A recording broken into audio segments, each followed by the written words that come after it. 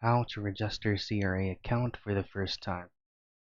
The first things first is open up any preferred web browser that you can use on your end, but on this video I'm going to be using Google Chrome.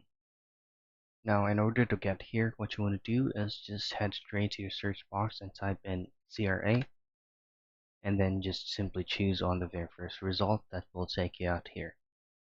Now once you're here, just simply click on register for a CRA account, and you will be redirected to the instruction page.